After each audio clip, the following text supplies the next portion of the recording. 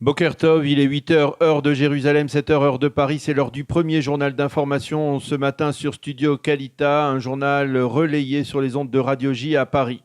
Le président américain Donald Trump a déclaré hier soir que son annonce par tweet reconnaissant la souveraineté de l'État d'Israël sur le plateau du Golan n'était pas destinée à des fins électorales et à soutenir la candidature de Binyamin Netanyahou. J'entends que son État est bon et je suppose que même ses adversaires politiques soutiennent ma déclaration, a affirmé le président américain Donald Trump dans une interview à la chaîne Fox hier soir en accueillant le secrétaire d'État américain Mike Pompeo dans sa résidence pour un dîner officiel. Binyamin Netanyahou a réagi à la déclaration du président Trump. Il l'a qualifiée d'historique et de courageuse et a déclaré qu'il s'agissait là d'un véritable miracle de Pourim.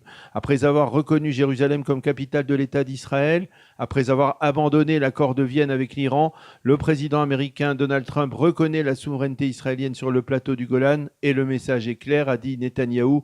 Les États-Unis sont aux côtés de l'État d'Israël. Par contre, la Russie, elle, est foncièrement opposée à la démarche américaine. De sources diplomatiques russes, on affirme que le seul moyen de modifier les accords se rapportant au plateau du Golan, c'est de passer par le Conseil de sécurité de l'ONU. Il est impossible de modifier le statut du plateau du Golan par un simple tweet, dit-on, à Moscou. Le secrétaire général de la Ligue arabe, Mohamed Aboulreit, a également repoussé la déclaration américaine. Il a affirmé que selon le droit international et les résolutions de l'ONU, le plateau du Golan restait un territoire occupé.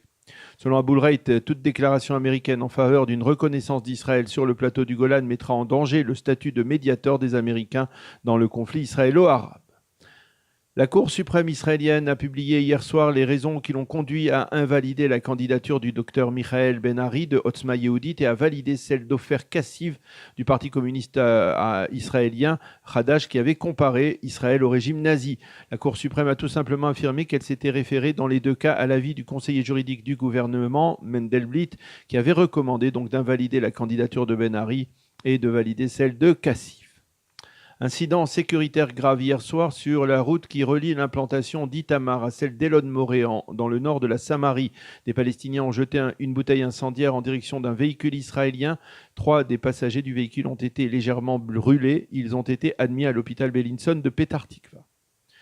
Le dossier 3000 des sous-marins allemands, les enquêteurs de la police ont procédé hier à une confrontation entre Mickey Ganor, le témoin à charge qui s'est rétracté, et l'un de ses anciens proches. Ce dernier lui a lancé que la nouvelle version qu'il avait fournie ces derniers jours à la police, depuis donc sa volte-face, n'était pas vraie, mais que c'était bel et bien la première qui était véridique. En attendant, la justice a décidé de libérer Ganor et de l'assigner à résidence alors que le parquet voulait qu'il soit maintenu en détention.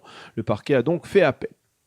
Des membres de la Chambre des députés américains ont déposé un projet de loi s'opposant à toute forme de boycott contre Israël et en particulier au mouvement BDS. La même proposition soutient le principe de 2 États pour 2 peuples. Ce projet bénéficie du soutien également de certains députés républicains.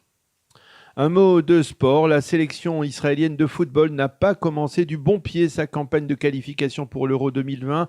Elle n'a en effet réussi qu'à faire un match nul face à la sélection slovène 1-1 d'un but d'Eran Zehavi. Dimanche, la sélection israélienne jouera contre l'Autriche.